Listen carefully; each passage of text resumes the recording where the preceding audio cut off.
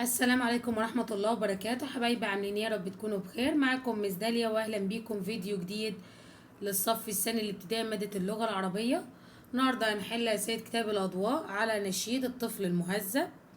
عندنا هنا ضع علامة صح وغلط. من الأدب ترك الكبار دون مساعدة، طبعا غلط. الصدق يجعل الناس يثقون بنا، صح. الأخلاق العميدة تجعل المجتمع أفضل، صح. الفكرة الرئيسة للنشاط احترام الكبير، غلط. رأيت طفلا مهذبا يساعد أخاه. عندنا هنا مهذبا يعني مؤدبا. اطمئن على أحوال جدك دوما. اطمئن عندنا هنا دوما يعني دايما. يحيى المصري يعني يعيش. وقف الفيديو يكتب الإجابات وبعد كده كمل معايا. رقم 3. عندنا عايزين صفات الطفل المؤدب. في هنا يساعد الكبار، في ينصح الصغار، في يحب السلام. تمام، يعني التلاتة اللي من تحت كله. ما عنوان النشيد؟ زي ما احنا سايلين الطفل المهذب.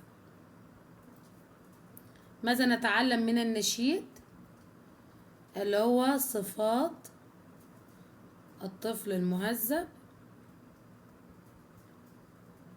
وتعامله أو طريقة تعامله مع من حوله.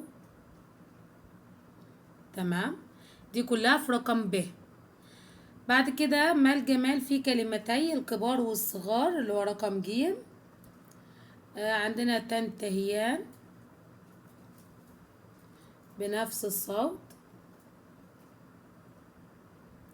تمام، ويعطي موسيقى جميلة. بعد كده رقم د. ما الصفة التي تحبها في أخيك؟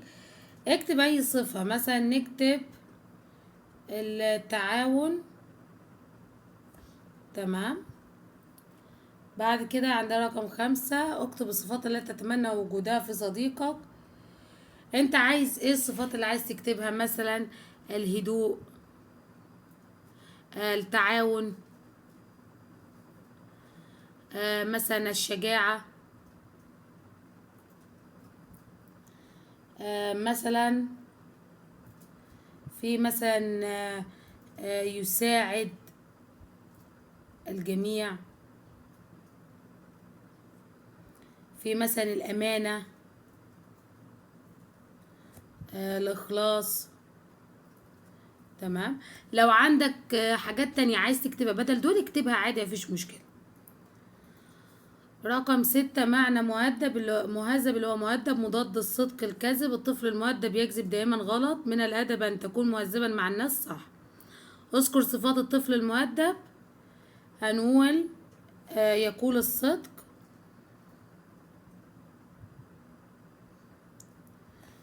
ويتعامل مع الناس بأدب. دي اكتبها في رقم ج كلها. وقف الشاشة اكتب براحتك وبعد كده كمل معايا. استخرج كلمة بنفس النهاية اللي هي يوما، دوما اللي هي يوما. دي هنكتبها في رقم د. 7. عندنا معنى كثير العطاء اللي هي الكرام. مفرد الصغير، عندنا الكبار، لا عفوا هو عايز المفرد يبقى الصغار.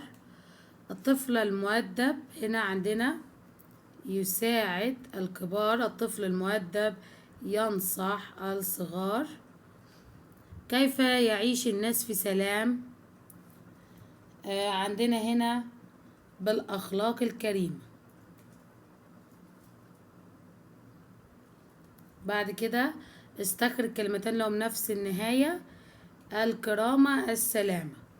تمام، أو عندك الكبار مع الصغار اكتبهم في رقم د. بعد كده رقم 8.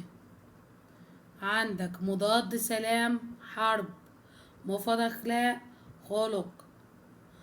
كلمتا الكبار والصغار لهم نفس النهاية، لهما نفس النهاية. الكلمات التي لها نفس النهاية بتعطي موسيقى جميلة. صفة الطفل المؤدب عندما يتحدث هنقول اللي هو يقول الصدق.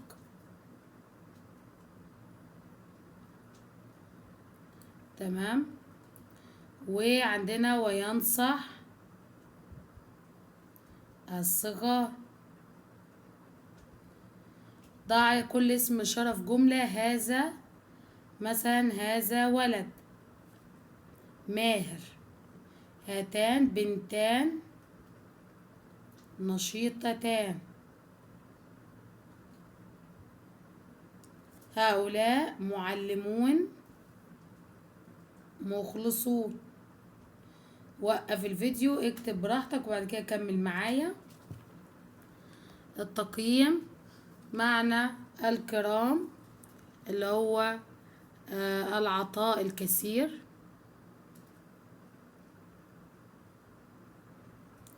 مضاد يساعد أتخلى. مفرد الكبار الكبير. أقول الصدق لأنني عندنا هنا مهذب. نحن نحيا في سلام بأخلاق الكرام. ما الأمر الذي يفعله الطفل دوما وما الأمر الذي لا يفعله؟ هنا عندنا الصدق أول أمر، والتاني اللي هو الكذب.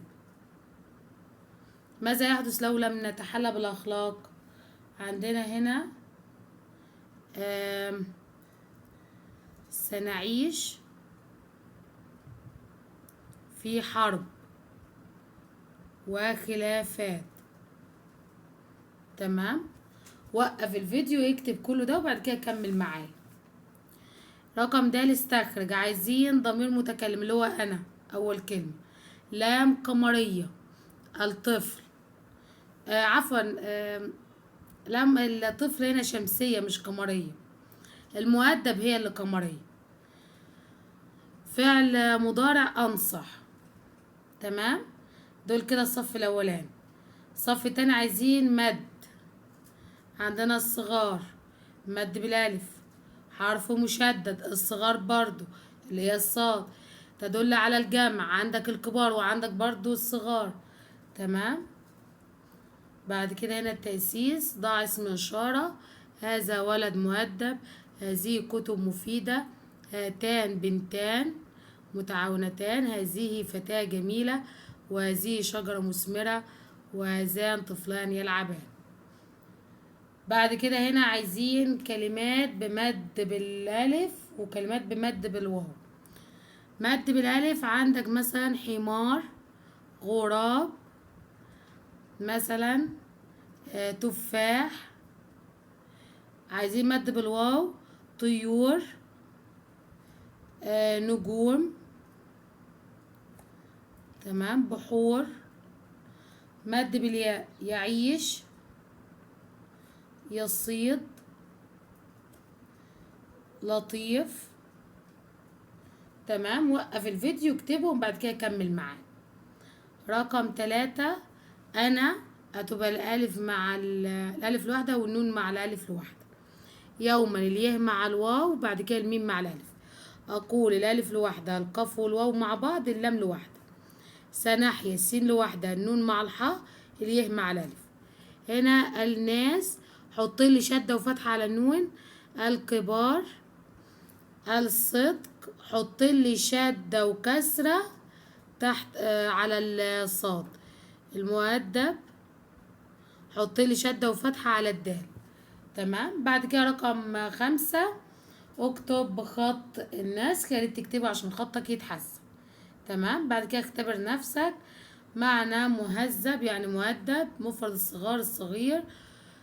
جمع الطفل أطفال. بعد كده الأدب لا يؤثر على علاقتنا طبعا غلط. المؤدب إذا تحدث صدقة صح. مساعدة الكبار من الأخلاق الحسنة صح. صغير لا يحتاج للنصح غلط. هات من الكلمات الأبيات كلمتين لهم نفس النهاية. عندنا دوما ويوما وعندنا الكبار والصغار. تمام. اكتب أي اتنين فيهم أو اكتبهم هما الاتنين.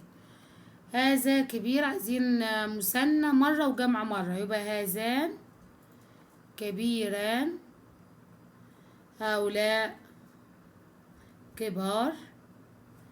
صوب هذان صغيران، هنا هؤلاء بدل من هاتان. بعد كده المهذب حلل الالف واللام مع بعض، الميم لوحدها، الهاء مع الزال، الزال لوحدها، الب لوحدها. اخلاق الالف مع الخاء، اللام مع الالف، القاف لوحدها.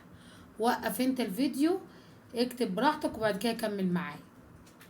رقم 4، عبر عن الصورة المقابلة بجملتين. عندنا هنا هاتان البنتان تتحدثان معا. وبعد كده مثلا يضحكان البنتان مثلا بمشاهدة الهاتف. اي جملة تاني عايزها اكتبها، تمام؟ او عايز تكتفي بالجملتين دول مفيش مشكلة، هو عايز 2 بس، تمام؟ وبكده يكون انتهى الفيديو بتاعنا النهاردة. ما تنسوش لو عجبكم الفيديو تشتركوا في القناة وانتظروني في فيديوهات تانية كتير. ولو حد عنده اي سؤال تقدروا تكتبوا لي تحت في التعليقات وانا هرد عليكم ان شاء الله. والسلام عليكم ورحمة الله وبركاته.